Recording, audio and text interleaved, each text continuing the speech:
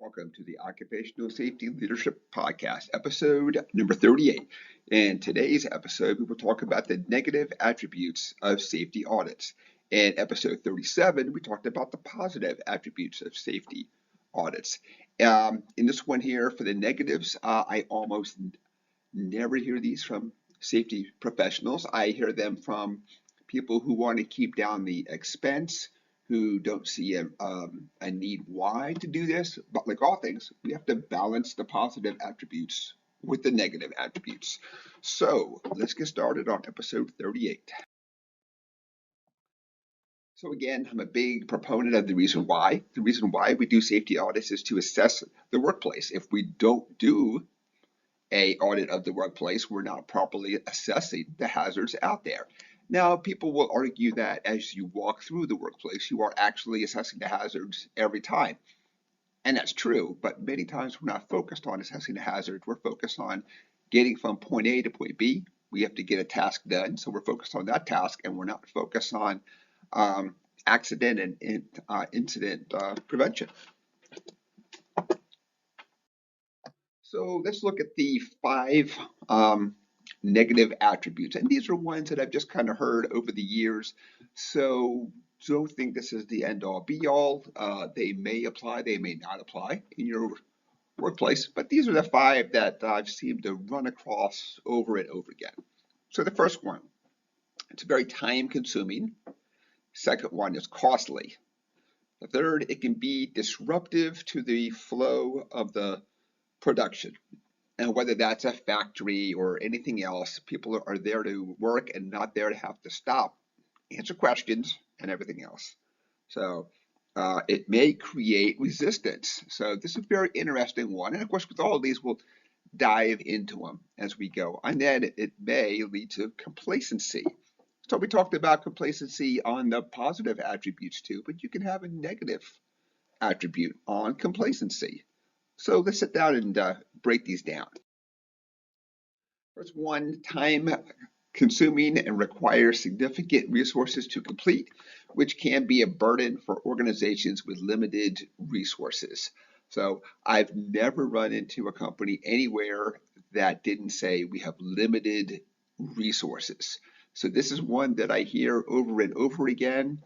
Kind of hard to take it serious at all times when to me at least, I can see some resources that aren't being used efficiently then. So the first one, it's time consuming to do these audits. And this is really when we're going to do a deep dive. We're not just doing a surface walkthrough. We happen to be there for an hour. We're really doing a deep dive and understanding. Second one is costly. So not just the cost talking to the people and away from the production floor, but travel costs for anybody who has to go there. Quite possibly the person who oversees this site is not there as well, or has multiple sites, so now they have to make a trip to the site too. Sometimes you have outside consultants are used for this whole thing. So I think that that's an awesome thing, because then it brings a detached view to the workplace. But I also understand that it has additional cost when outside consultants are used. And every so often I hear about specialized equipment. I have not run across this in my ventures, but quite a few people have told me that they've had to get specialized equipment. And many times it could be for the inspector, who has to go out and get a full body harness for fall protection, or just other things out there. So let's go on and talk about some other here. It could be disruptive to the workplace.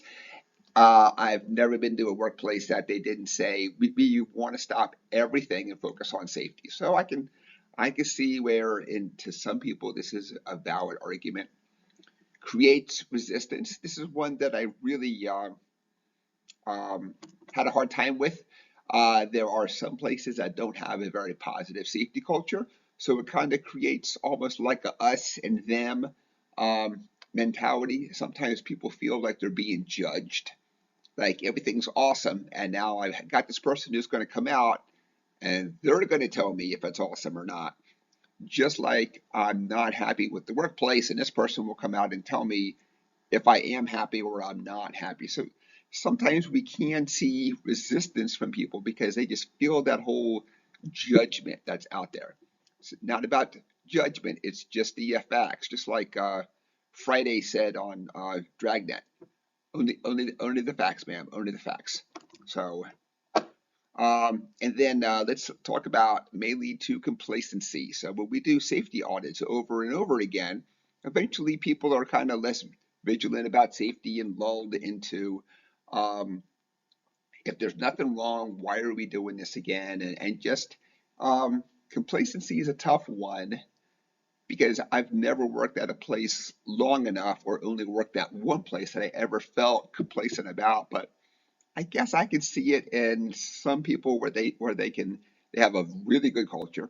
They haven't had accidents, injuries, they don't have chemical spills, they don't have these things, and they just see it as a complete waste of time, which they ought to take that as something to have a lot of pride in and everything too, because I know that when somebody comes to my sites and wants to do a audit, I feel really good when the person leaves and says, there's only a few things to work on. And sometimes it isn't even that it was wrong. It's that the person says, well, maybe you can make it a little better in these places too. Um, so people have different needs when it kind of comes to if they feel judged or not judged then. So let's sit down and go over these five. Of course, again, these five are not the end all be all. So I've heard of the negative attributes of safety audits. They're time consuming, costly, can be disruptive, may create resistance in the workplace. It's a tough one, and it may lead to complacency. If nothing is found over and over and over again, eventually the people really don't take the safety inspections. They're not really worried about the safety training as much because, if there's no problems, there's no problems. So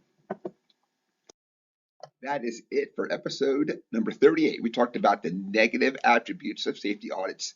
And like all things, you have to weigh the positive with the negative out there.